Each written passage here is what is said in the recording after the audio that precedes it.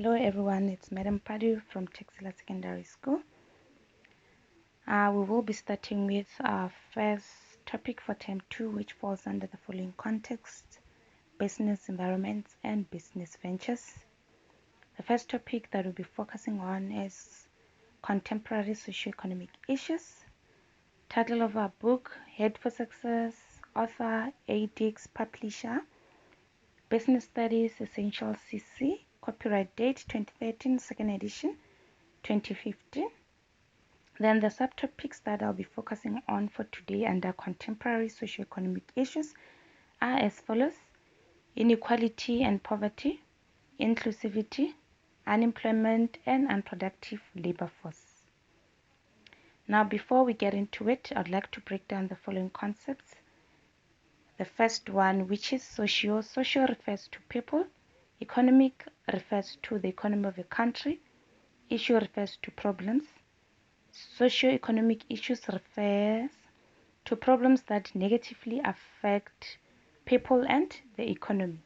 So most of you can relate at the present moment. We do have a socio-economic issue, which is coronavirus or COVID-19, which has been declared as a pandemic, and we are presently under lockdown. So this pandemic, as everyone can see, it clearly affects everyone's social life. You can no longer go out to meet you publicly with your friends. You have to keep a social distance. Businesses are being affected in what sense? They have to shut down or they have to lock down unless if they are selling essential needs. And those who are not have to close. For example, your bottle stores, your what else, and so forth. So that is a concern. So this pandemic affects both individuals in the society and the economy as a whole. So now I'll be focusing on the first subtopic, which is for 1.1, which is inequality and poverty. Inequality simply means that everyone is not equal. So when you say people are not equal, what are we referring to? It means there is a large gap between the rich and the poor in South Africa. So for example, when you say there's a large gap between the rich and the poor in South Africa, we can talk in terms of what? Salaries. You might find that we have two individuals. One who earns 1,000 per month and another person earning as much as 100,000 per month. Now there's a huge gap, or there's a huge divide between these two individuals. And you find other people staying in rural communities and others staying in urban areas. This shows that there's a huge gap between the rich and the poor. So now what is the government's role in all of this? Government needs to ensure that education is accessible to all people. Whether you are rich, whether you are poor, you have that right to basic education or to have access to education. Now, once the government can be able to strike a balance between the rich and the poor, people acquire or get their qualifications, it will be much easier to find employment, unlike those who are unqualified. So now, once people acquire education or they acquire their qualifications, they can be able to get employment. And once you get employment, it means he or she will be able to earn an income. So the moment you start to earn an income, it means that now as an individual, you start to spend your money. And when you spend your money, you spend it on businesses, then businesses grow. Then when businesses grow, then businesses will start to employ more people. The economy grow as a whole. So now inequality is one of the major reasons for poverty. In one sense, let's look at the following reasons for poverty. So the first one here we have is illiteracy. So illiteracy is when people cannot be able to read and write. Then when we move on into the fourth industrial revolution, it's when someone does not have basic computer skills, meaning that someone cannot operate a computer. So now, the moment someone is illiterate, for example, it can be difficult to find employment. In what sense? Almost every single job requires one to be able to read and write. For example, if you're going to be a cashier, you must have basic computer skills. You must be able to read and write. To operate a computer or to operate a till point, you must have basic computer skills. You must be able to read and write. And then another example I can use, a till packer. For example, as a till packer, you must be able to read and write, because you find that there's a record sheet whereby you have to record stock for the purchasing department. If you cannot read and write, then you won't be able, your chances of getting the job, they are very slim. Then another reason for poverty, it can be lack of education. Now, we find that in our system, in most cases, or in our economy, most jobs, or the good paying jobs, require one to have a formal education. And we know that formal education can be acquired at a higher institution like university, college, or a technical, or any other form of institution that you can acquire formal education. When you apply for a certain job, you find that they require a certain qualification. If you do not have that particular qualification, you won't, or your chances of getting that job are very slim. Then the third one is high and constantly increasing cost of living. As we know that in most cases in our country, find that there is a price hike, or there is inflation. Prices of goods and services are constantly increases, whereas people's salaries remain constant, or they remain the same. This can have a negative impact, because you find that one is used to spending minimum wage on certain goods and services.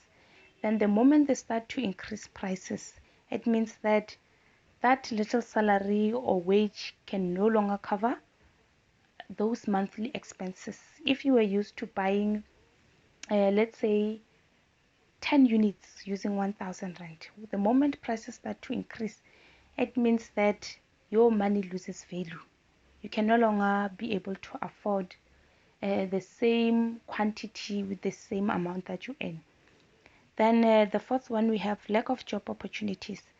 Lack of job opportunity, it's a serious problem in South Africa. You find that people go to universities, they acquire the relevant and necessary qualifications, but are struggling to find employment because of lack of job opportunities.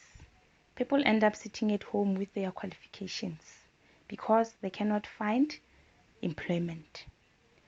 Then let's check, how does inequality and poverty have the following influence on a business.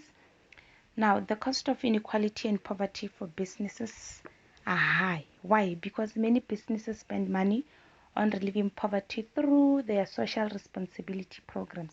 So instead of a business investing its money into sort of like growing the business, they'll have to look at other social issues that they can contribute towards within the economy.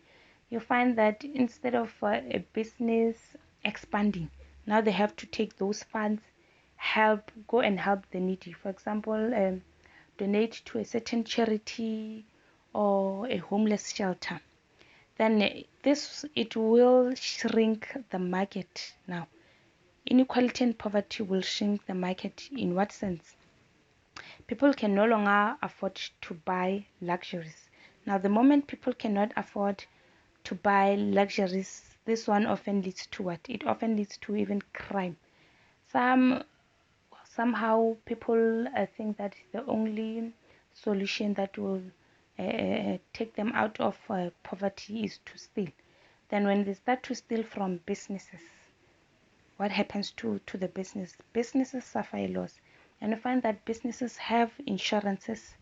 When they start to claim very often, then insurance premiums start to increase, because now that particular business, let's say for example, if you're going to claim after every 6 months, then it means now you are a high risk.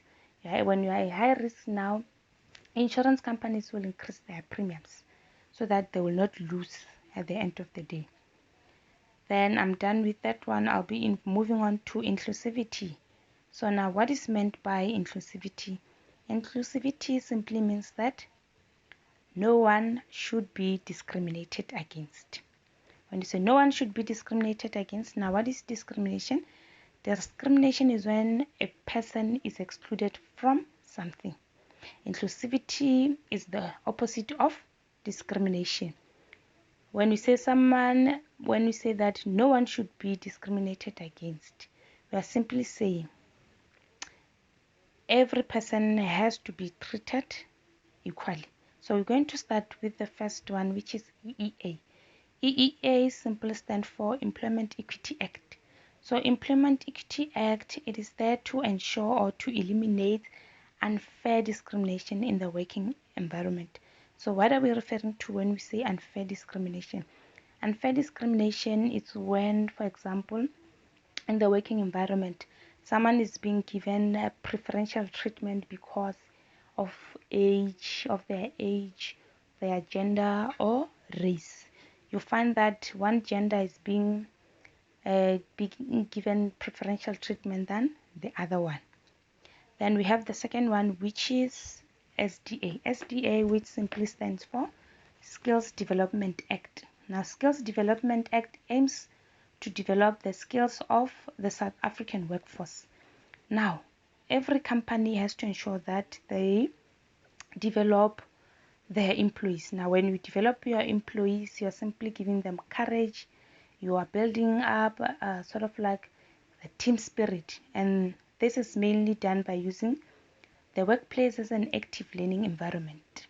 Then if an employer provides training to employees, the employers qualify for grants from the state to pay for this training. So it's a win-win situation. You will have employees who are equipped in terms of knowledge and creativity. At the same time, you are getting necessary funds from the state. Then the third one we have is affirmative action, or AA. So affirmative action is a policy according to which preference is given to previously disadvantaged individuals. When an employer employs new candidates, previously disadvantaged individuals refer to all people who were treated unfairly before 1994 due to the apartheid laws. So who are we talking about when you're talking about those who were previously disadvantaged? We're talking about black people, women, people living with disability, and so forth. So now, in terms of employment, when employers hire people or when they employ people, firstly, they have to implement affirmative action. They have to give opportunities to those who were previously disadvantaged. They have to give women a chance. They have to give people a chance, black people rather, and they have to give those living with disability a chance to be employed. Therefore, we call it fair discrimination. Then the last one, which is Black economic empowerment and broad-based Black economic empowerment. This one aims to promote distribution of wealth to Black people. Another one, it promotes ownership of business enterprises by Black people. So, businesses who promote the appointment of previously disadvantaged individuals in managerial positions do acquire or they are granted contracts or state contracts. I'll end here for now.